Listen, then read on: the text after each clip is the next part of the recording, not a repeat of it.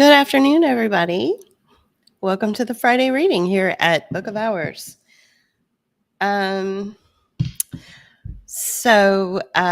wanted to introduce myself. This is Book of Hours for those people who just started following us. We started this channel probably about, I don't know, maybe around 2015, 2016. And over the years, we've developed something called video essays where we curate our opinions and our understanding about, uh, the way the world works and the social and political situations at play. And we just, we write about, what's going on in the world, and then we put that to found imaging and found videos, and then we produce what's called video essays. That's what we've done for the last 5 years, 4 or 5 years or so. And the last video essay I did was called The New Model Sadism. So please check it out on our YouTube channel or on our Rumble channel. And lately what I've been doing is I've just been pulling a book from the bookshelf. This one in particular, I've been reading over the last few weeks. It's called The Difference Engine. We're about halfway through. And it is a sort of a rewriting of history, like if history had gone a different way, and if the country had gone a different way. So some of the language is very creative. So I'm doing my best to get through it. I've actually never read the book before, and so this will be the first time that I'm reading it along with you as I read it. But before I read, what I like to do is I like to talk about a couple of things that are going on in the world. And I did do a patron only and subscriber only audio broadcast yesterday that was 30 minutes, where I talked a little bit about correcting the misinformation. And I sort of illustrated how a lot of people are talking about things that are at scale when they're not. For instance, artificial intelligence is not at scale.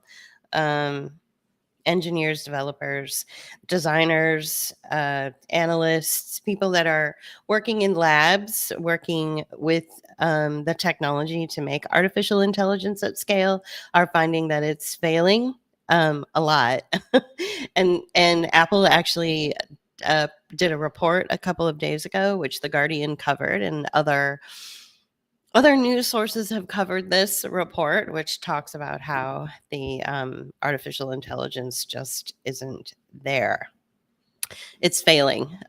So this idea that our artificial intelligence is taking over our life, our humanity, our ability to reason, our understanding about the way the world works is categorically false. I think all of that can be blamed on social media and the addiction entrapment scenarios that come with having a Facebook, Instagram, TikTok, Twitter account, and the dopamine hits that come with every post you make, every post you reshare, every time you block someone, you get a little dopamine hit. And I think that the founders of social media said it themselves. They bragged about, or at least admitted to, destroying the fabric of society through social media.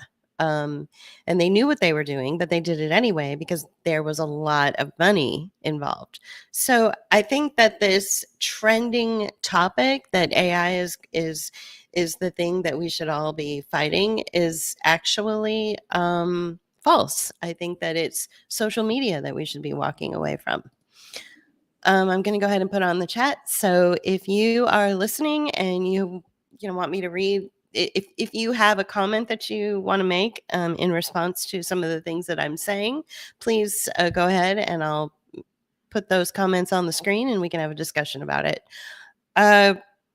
So Something I heard from Catherine Watt when she recently did a presentation for another channel and then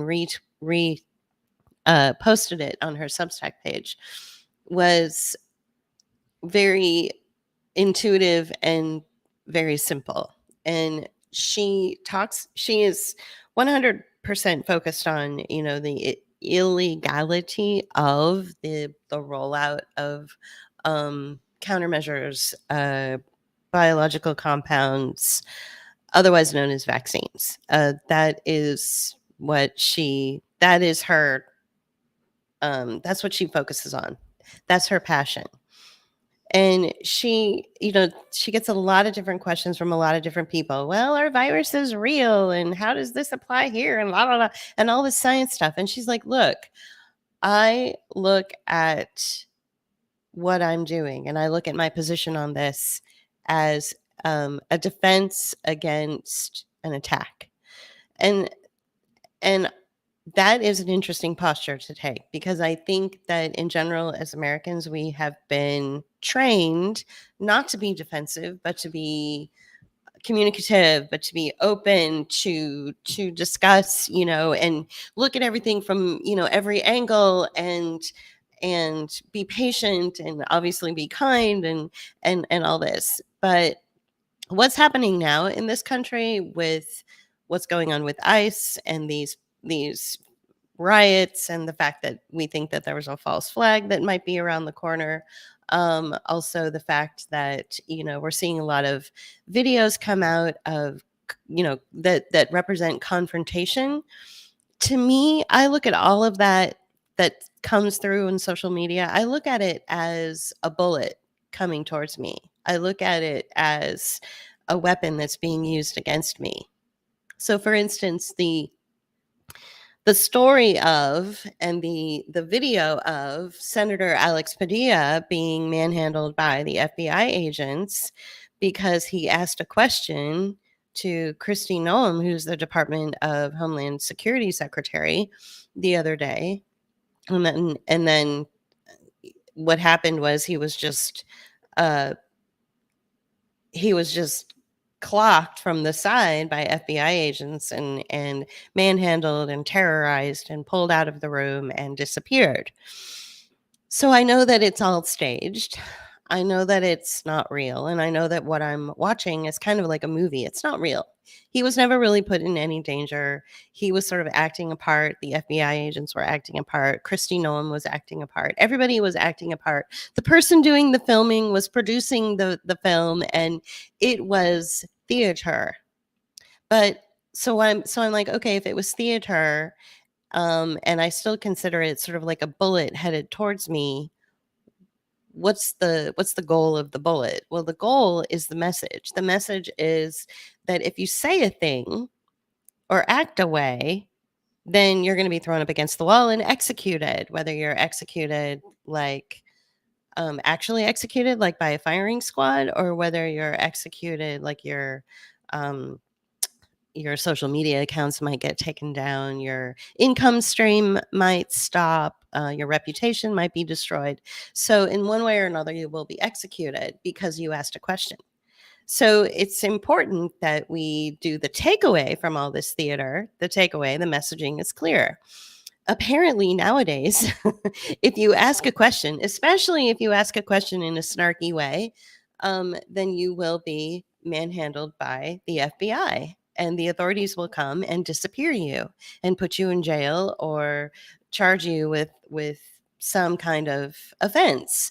Somebody justified Alex Padilla being abused by the FBI by saying, well, he was an asshole. And I'm like, well, there's a lot of people all over the world that are assholes. If that's the case, if that's the criteria by which we have to like arrest people and disappear them and manhandle them and rough them up a little bit, well, then everybody should be, in jail right now, because everybody's an asshole. So I think that what we need to do is take a realistic approach to this, insert a huge sense of humor into it, of course, make jokes about it. And then, but then the takeaway should be that it's kind of like a bullet being thrown at you or being shot towards you, and you need to get out of the way. You need to take that defensive posture that Watt was talking about in that interview that she gave with that uh, channel, which I don't know who they are.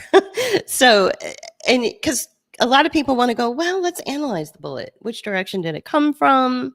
They want to do a whole forensic analysis of the bullet.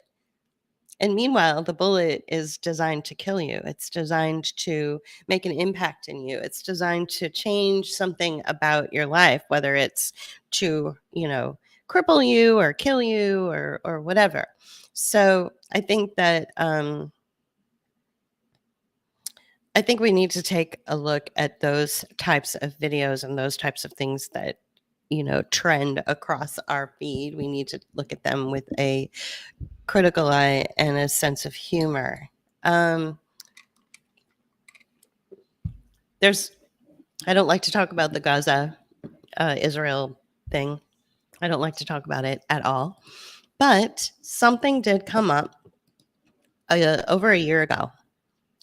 And I'm going to bring it up if I can find it. I believe it's this one. Palantir allegedly enables Israel's AI targeting in Gaza, raising concerns over war crimes. This was published in April of 2024, so 1 year and 2 months ago.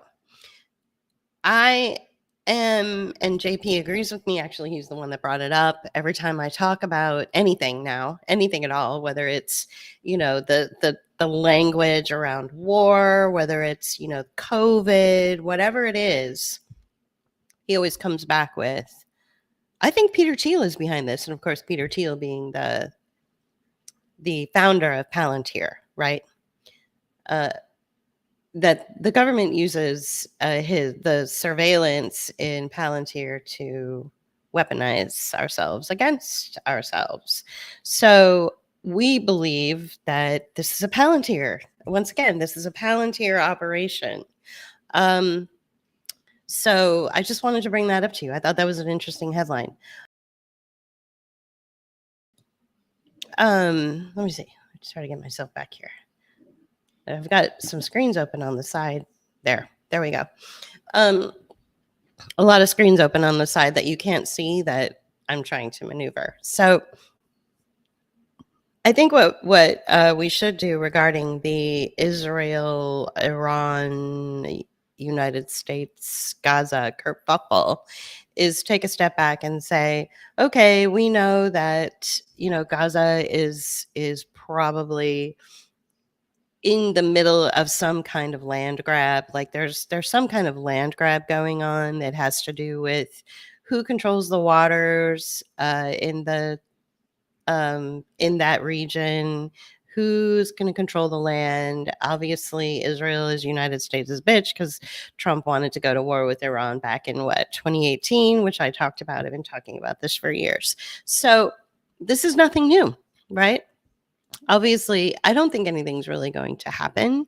I think that if we want to stay focused on things that are concerning to us, is we should stay focused on the rising unemployment rate. We should stay focused on the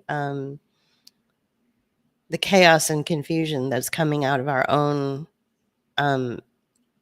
economy as a result of the fact that there's a severe diminishment of the middle class. I think that we should look at that and take care of ourselves. The powers that be and the systems at play, they have a lot more time and a lot more money and a lot more marketing and propaganda behind them than we do. I think we need to focus on taking care of each other and taking care of ourselves and starting here first, starting with yourself first. I mean, I know that sounds cheesy, but I think social media is designed to help you forget that.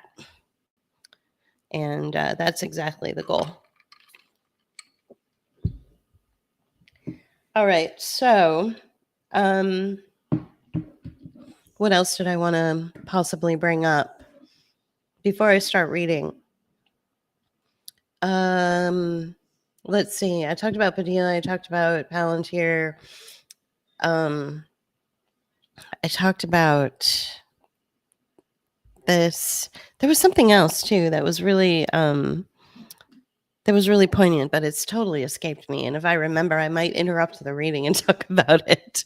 Okay, this is a very off the cuff broadcast. There's a lot going on today, and but I definitely I promised that I would go live today and do this. So here I am.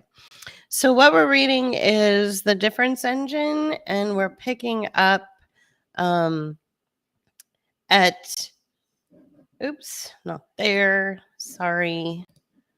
We're picking up where it says currents of humanity right here.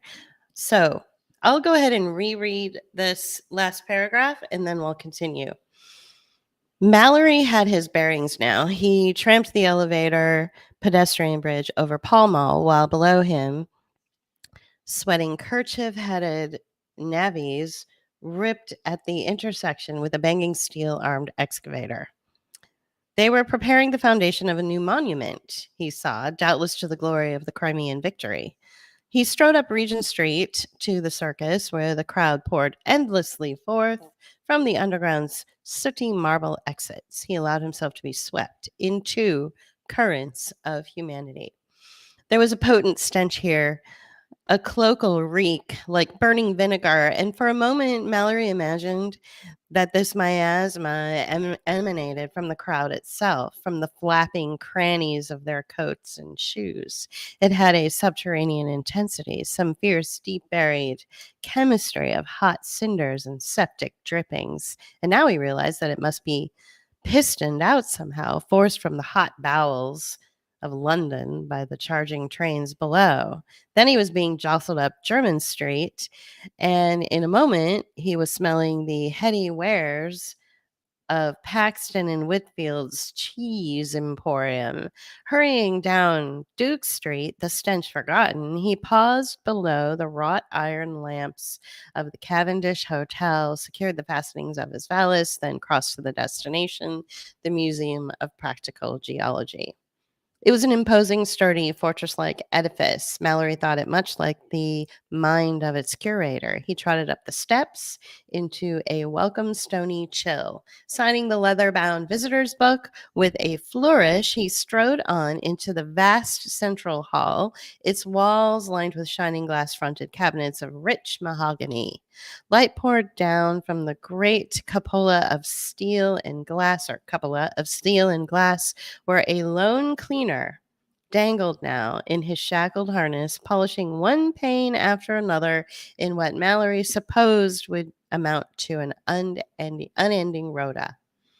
On the museum's ground floor were displayed the vertebrata, along with various pertinent illustrations of the marvels of stratigraphical geology. Above, in a railed and pillared gallery, were a series of smaller cabinets containing the invertebrata or invertebrata. The day's crowd was of gratifying size, with surprising numbers of women and children, including an entire uniformed class of scruffy working-class schoolboys from some government academy.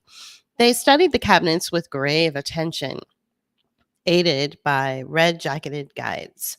Mallory ducked through a tall, unmarked door and down a hall flanked by locked storerooms. At the hall's end, a single magisterial voice was audible through the closed door of the curator's office. Mallory knocked, then listened, smiling, as the voice completed a particularly rotund rhetorical period. "Enter," rang the voice of the curator. Mallory stepped inside as Thomas Henry Huxley rose to greet him. They shook hands. Huxley had been dictating to his secretary, a bespectacled young man with the look of an ambitious graduate student. "That will be all for now, Harris," Huxley said. "Send in Mr. Reeks, please, with his sketches of the Brontosaurus." The secretary tucked his penciled notes into a leather folio and left, with a bow to Mallory. "How have you been, Nick?" have you been, Ned? Huxley looked Mallory up and down with the narrow set, pitilessly observant eyes that had discovered Huxley's lair in the root of the human hair. You look very well indeed. One might even say splendid. Had a bit of luck, Mallory said gruffly. To Mallory's surprise, he saw a small fair haired boy, neatly dressed in a flat collared suit and knee breeches, emerge from behind Huxley's heaped desk. And who's this? Mallory said. Futurity, Huxley quipped, bending to pick up the child. My son, Noel, came to help his father today.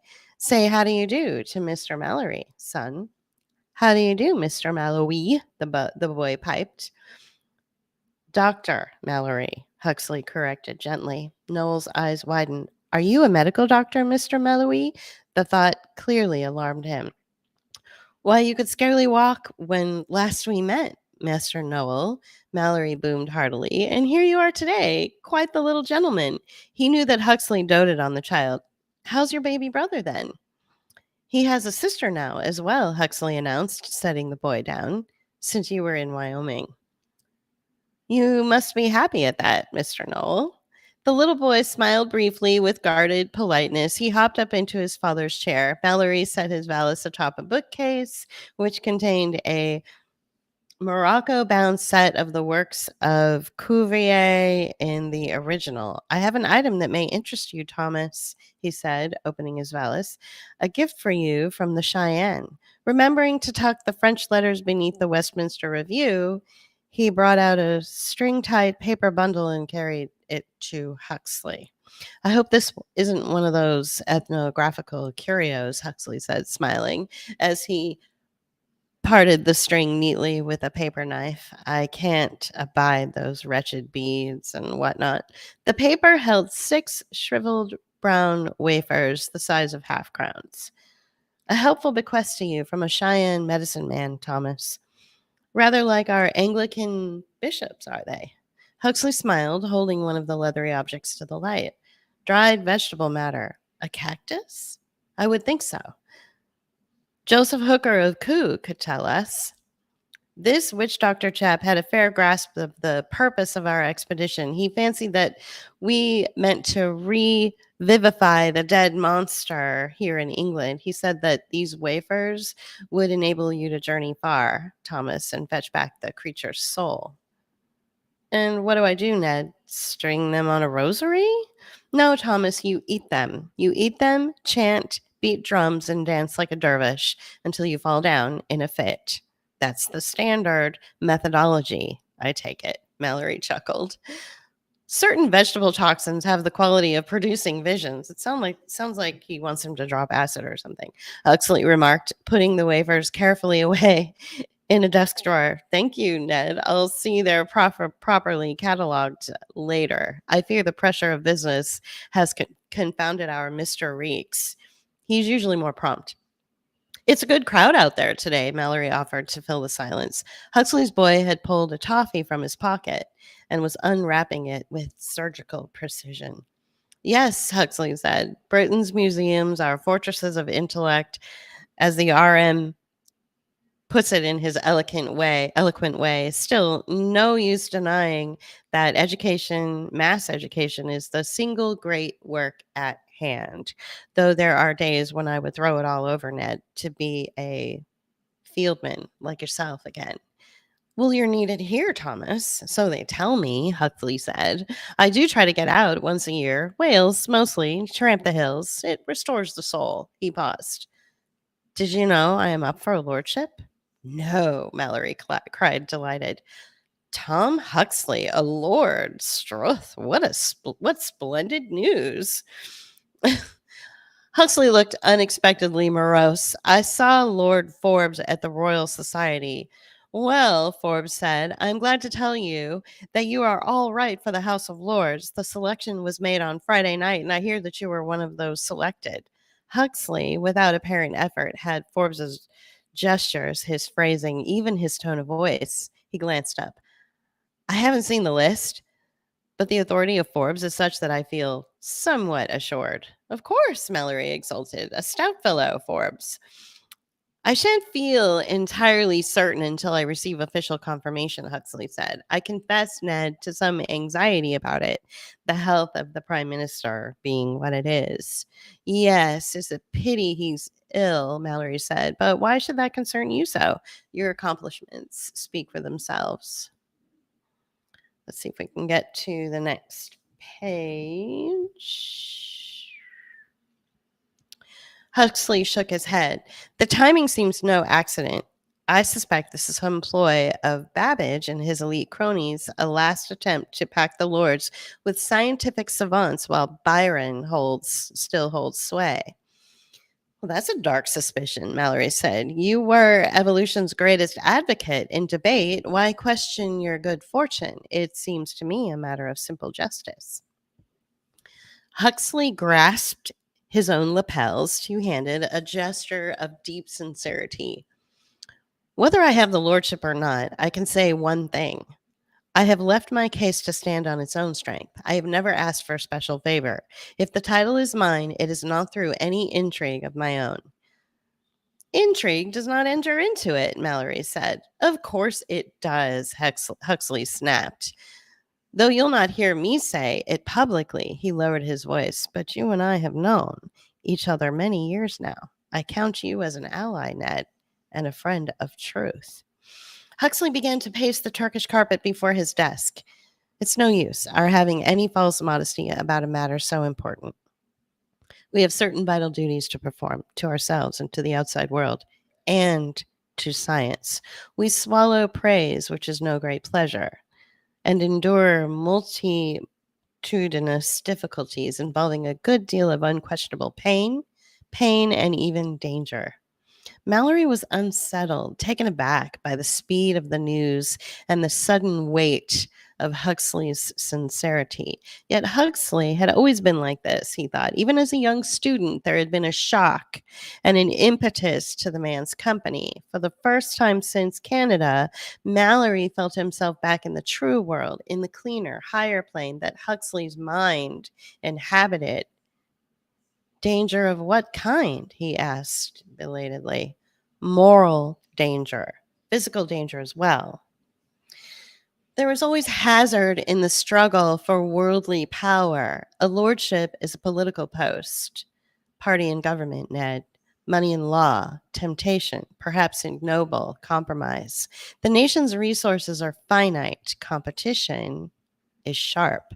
The niche of science and education must be defended, nay, expanded. Huxley smiled grimly. Somehow we must grasp the nettle. The alternative would be to lie still and let the devil have his way with the world to come. And I, for one, should rather burst to pieces than see science prostituted.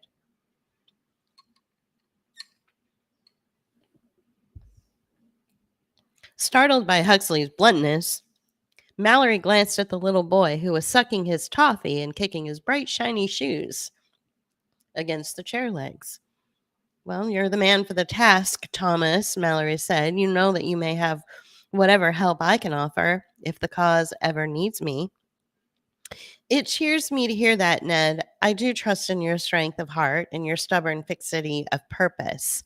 Proved true as steel 2 years' hard labor in the Wyoming wilderness. Why, there are men I see every week who claim great devotion to science, yet dream of nothing but gold medals and professors' caps. Huxley was pacing faster. An abominable blur of cant, of humbug, and self seeking surrounds everything in England today. Huxley stopped dead. That is to say, Ned, that I sometimes suppose that I myself am tainted, the possibility of which I hold in morbid dread. Never, Mallory assured him. It's good to have you back among us, Huxley said, resuming his pacing. And famous, better yet, we must capitalize on that advantage. You must write a travel book, a thorough account of your exploits. Odd that you should mention that, Mallory said. I have just such a book here in my bag. The Mission to China and Japan by Lawrence Oliphant. A very clever chap, it seems. Oliphant of the Geographical? Man's a hopeless case, too clever by half and lies like a politician. No, I propose a popular rendition. Something a mechanic can understand. The sort of chap who furnishes his sitting room with a Pembroke table and a crockery shepherd and shepherdess. I tell you, Ned, that it's vital to the great work. Good money in it as well. Mallory was taken aback. I talk well enough when I've a head of steam up, but to write a whole book in cold blood? We'll find you a Grub Street back to varnish the rougher bits, Huxley said, a common enough stratagem, believe me. This fellow Disraeli, whose father founded Disraeli's Quarterly, bit of a madcap, writes sensation novels, trash, but he's steady enough when he's sober. Benjamin Disraeli? My sister Agatha dotes on his romances. Something in Huxley's nod was meant to tell Mallory that a female of the Huxley clan would not be caught dead with a popular novel. We must talk about your Royal Society symposium, Ned, your forthcoming address on the Brontosaurus. It will be quite the event, a very useful public podium. Do you have a good picture for publicity? Why, no, Mallory said. Moll and Polyblank are your men, then. A daguerreotypist to the gentry.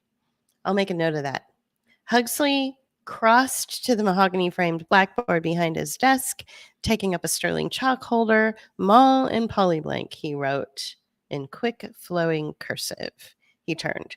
You'll need a kinetropist as well, and I've just the fellow. He does a good deal of Royal Society work. Tends to somewhat excessively fancy work, so he'll steal your show with his clacking given half a chance, loading every rift with ore, as he puts it. But he's a clever little chap. John Keats, he wrote. This is invaluable, Thomas. Huxley paused. There's another matter, Ned, and I hesitate to mention it. What is that? I don't wish to wound your personal feelings, Mallory smiled falsely. I do know I'm not much of a speaker, but I have held my own in the past. Huxley paused, then lifted his hand abruptly. What do you call this? I call it a piece of chalk, Mallory said, humoring him. Chark? Chalk, Mallory repeated. We must do something about those broad Sussex vowels, Ned. There's a fellow I know, an elocutionist, very discreet little man. French, actually, but he speaks the finest English you've ever heard. A week's lessons with him would do you wonders. Mallory scowled. You're not saying I need wonders, I should hope?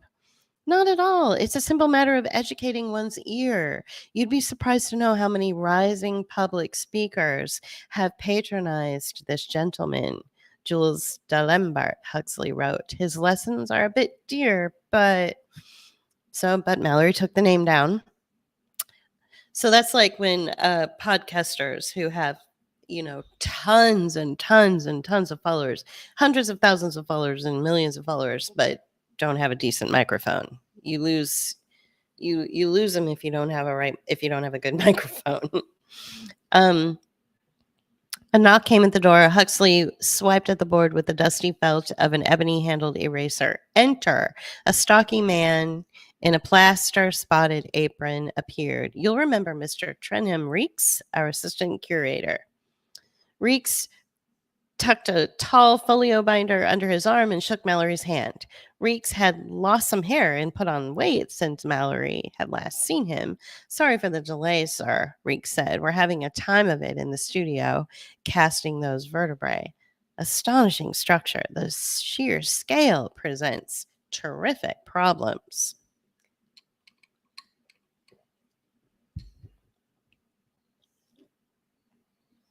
Huxley cleared a space on his desk.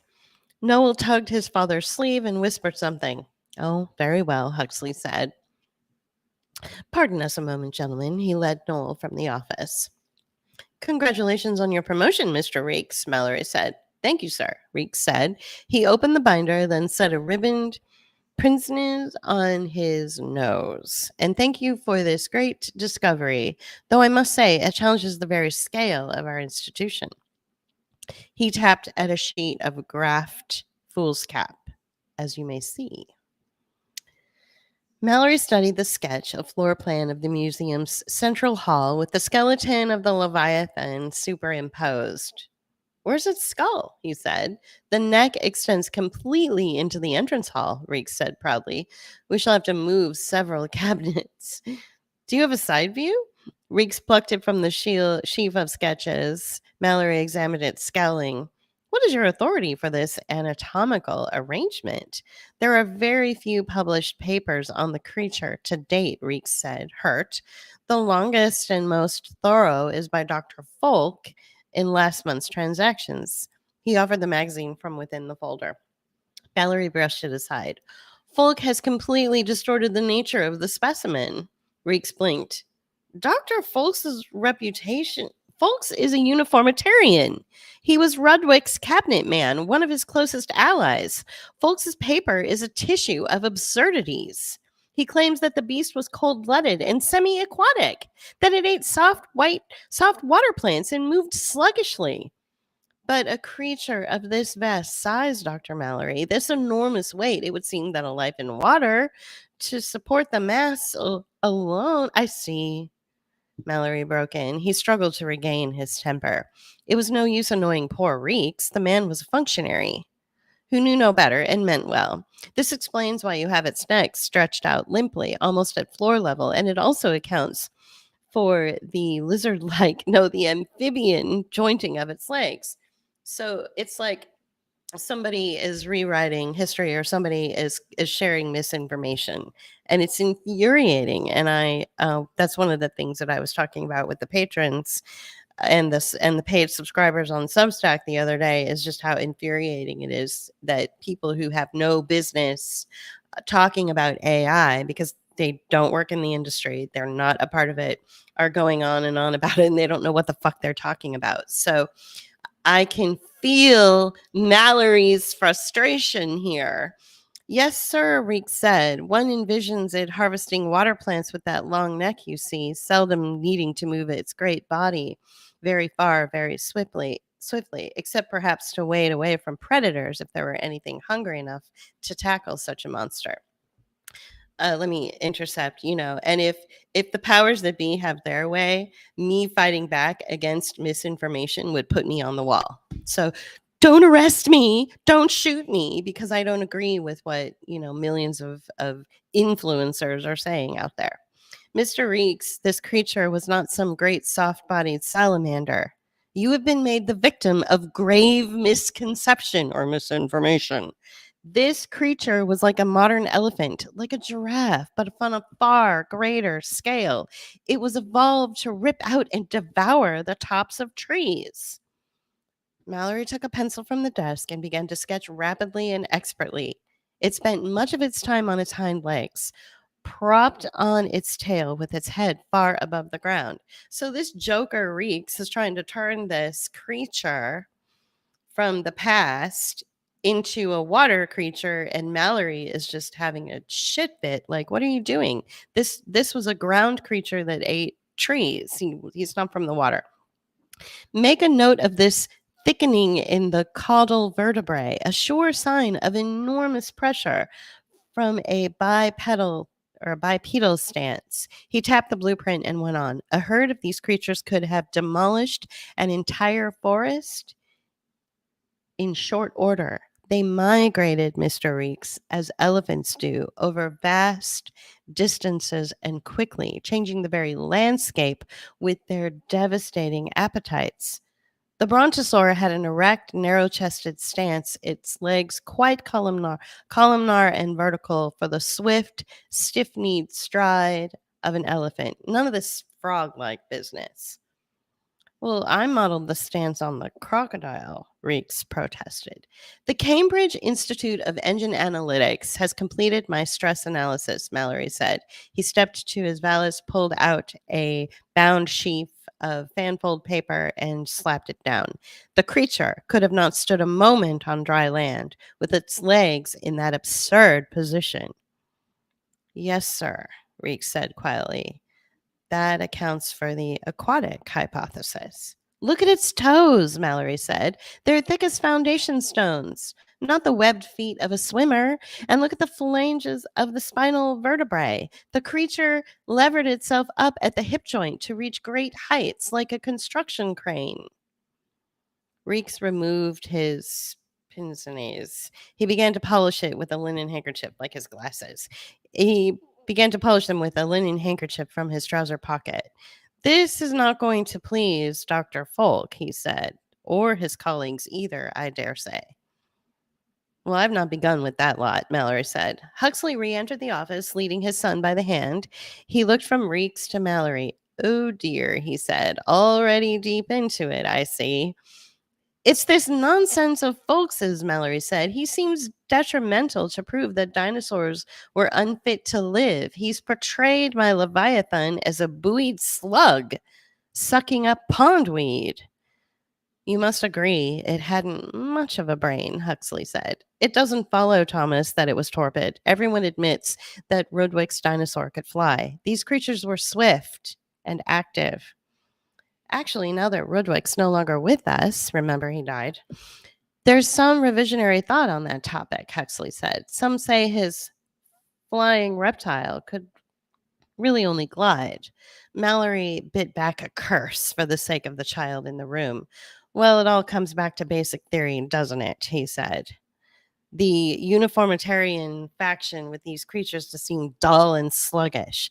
Dinosaurs will then fit their slope of gradual development, a slow progression to the present day. Whereas if you grant the role of catastrophe, you admit a far greater state of Darwinian fitness for these magnificent creatures, wounding as that may seem to the vanities of tiny modern day mammals on the order of Fulk and his cronies.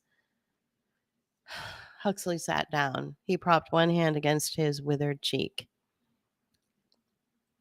You disagree with the arrangement of the specimen. It seems Dr. Mallory prefers it standing, Reeks said, prepared to dine upon a treetop. Could we manage that position, Mr. Reeks? Reeks looked startled. He tucked his glasses in a pocket behind his apron. Then he scratched his head. I think perhaps we might, sir, if we mounted it under the skylight and braced it from the ceiling girders. Might have to bend its neck a bit. We could aim its head at the audience. It would be quite dramatic. A sop to the Kerberos of popularity, Huxley said, though I question the consequences of the fluttered nerves of paleontology. I confess I'm not at all at ease with this argument. I've not yet read Folks's paper, and you, Mallory, have yet to publish on the topic, and I shouldn't care to add to the heat of the catastrophist debate. Natura non facit saltum. But nature does leap, Mallory said. The engine simulations prove it. Complex systems can make sudden transformations. Never mind the theory. What can you make of the evidence directly at hand? I can make a good case. I will at my public lecture. Not a perfect case, but better than the opposition's. Would you stake your reputation as a scholar on it? Have you considered every question and every objection? I could be wrong, Mallory said, but not so entirely wrong as they are.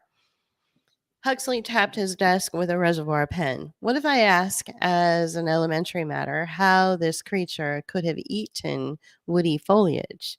Its head is scarcely larger than a horse's, and its teeth are remarkably poor. It didn't chew with its teeth, Mallory said. It had a gizzard lined with grinding stones. Judging by the size of the rib cage, this organ must have been a yard long and weighed perhaps 100 pounds. 100 weight of gizzard has more muscular power than the jaws of 4 bull elephants. Why would a reptile need that quantity of nourishment? It wasn't warm-blooded per se, but it had a high metabolism. It's a simple matter of surface to volume ratios. A bodily mass of that size retains its heat even in cold weather. Mallory smiled. The equations are simply calculated, requiring no more than an hour on one of the society's smaller engines. Dire trouble will come of this, Huxley murmured. Are we to let politics stand in the way of truth? Touche. He has us, Mr. Rakes. I'm afraid you must alter your painstaking plans. The lads in the studio love a challenge, sir, Reeks said loyally. And if I may say so, Dr. Huxley, a controversy does wonders for our attendance. One more minor matter, Mallory said quickly. The condition of the skull. Alas, the specimen skull is quite fragmentary and will require close study and a certain amount of conjecture. I should like to join you in the studio on the matter of the skull, Mr. Reeks. Certainly, sir. I'll see that you're given a key. Lord Gideon Mantle taught me everything I knew about the modeling of plaster, Mallory declared with a show of nostalgia. It's been too long since I last came to grips with that worthy craft. It will be a great pleasure to observe the latest advances in techniques and in such exemplary surroundings. Huxley smiled with a hint of dubiousness. I do hope we can satisfy you, Ned. Mopping the back of his neck with a kerchief, Mallory unhappily contemplated the headquarters of the Central Statistics Bureau. Ancient Egypt had been dead for 25 centuries, but Mallory had come to know it well enough to dislike it. The French excavation of the Suez Canal had been an heroic business, so that all things Egyptian had become the Parisian mode. The rage had seized Britain as well, leaving the nation awash with a scar of neck pins, hawk winged teapots, lurid stereographs of toppled obelisks, and faux marble miniatures of the noseless Sphinx. Miniatures had engine embroidered that whole beast headed rabble of pagan godlets on curtains and carpets and carriage robes, much to Mallory's distaste. And he had come to take an especial dislike to silly maunderings about the pyramids, ruins which inspired exactly the sort of chuckle headed wonderment that most revolted his sensibilities.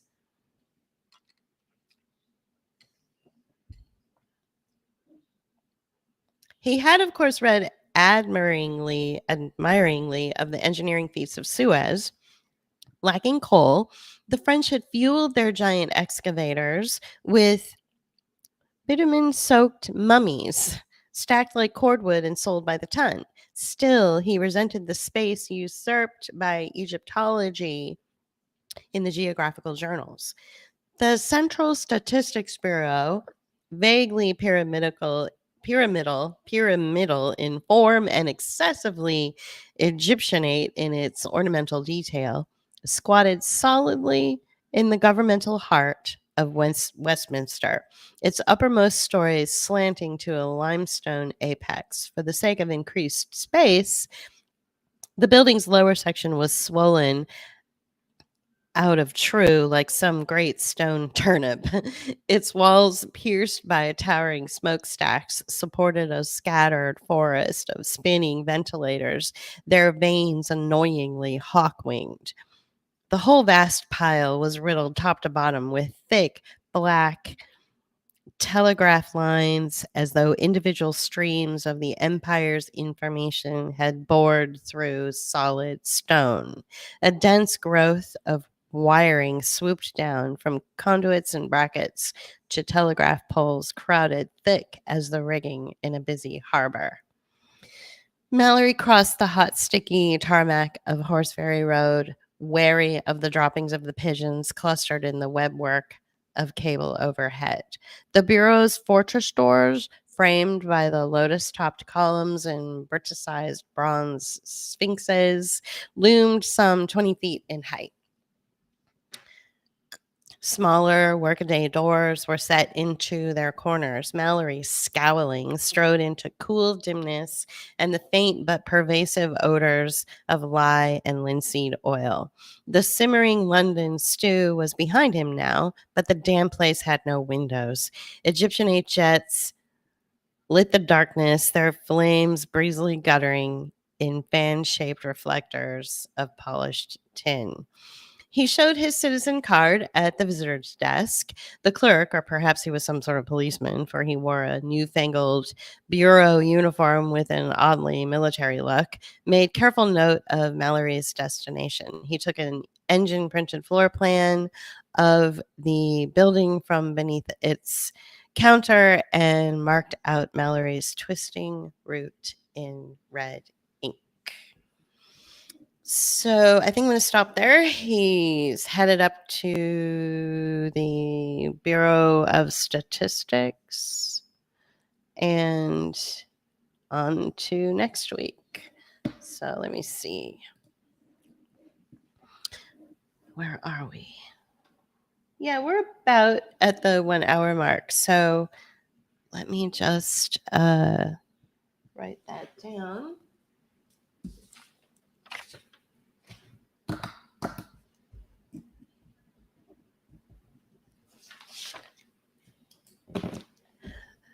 So thank you for joining today. This has been the difference engine. And I would recommend that you pick it up and read through it. And that way you can keep up with where we are. I can't remember what else I wanted to talk about, but that's okay. It probably wasn't all that important. Oh, yeah, tomorrow. That's what I wanted to talk about a little bit. Tomorrow is June 14th. It's Trump's birthday, apparently. And it's also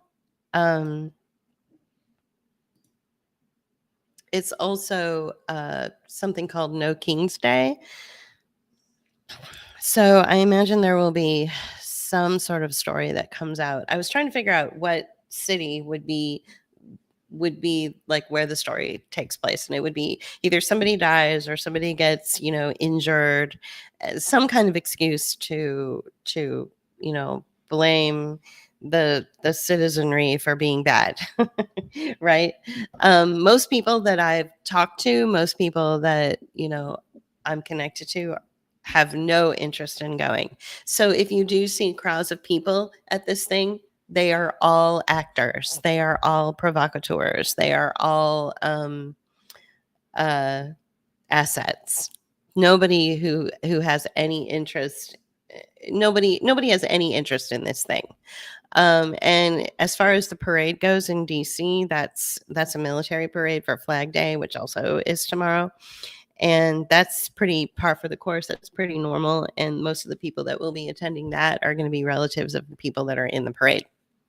So, there might be a big turnout depending on how big the parade is. But honestly, the media and the powers that be are going to make a bigger deal out of this than it actually is. And if there is any act of violence or anything, it's probably going to come out in one city in particular, and I'm sure they've given us hints as to which city that is. Unfortunately, I really haven't paid much attention to what's going on, so I can't even begin to imagine. I don't think it would be New York. I don't think it'll even be New Orleans, because they already had their little event on January 1st of this year, if you recall. I don't think it'll be San Francisco. It might be. It won't be Chicago. It might be Pittsburgh. I don't know. But we can almost set our clock to it that there will be some crazy story that comes out. That somebody was injured or somebody was, killed or something happened. And you're going to have a lot of commentary around it. And it's most likely going to be a persona.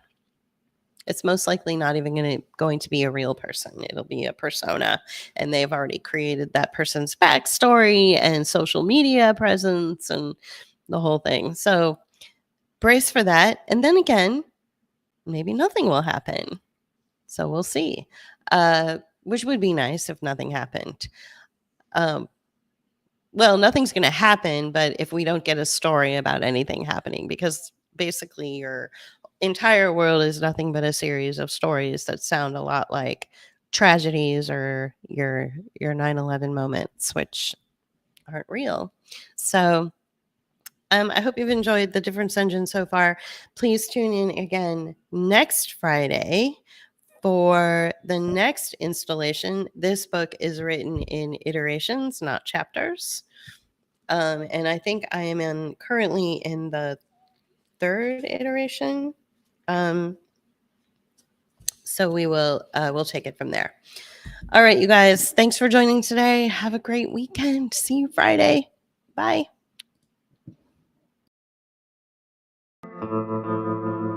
You can help us continue our work by becoming a patron at patreon.com/Book of Hours, or leave us a one-time donation at paypal.me/Book of Hours. Or you can use Cash App. Thank you.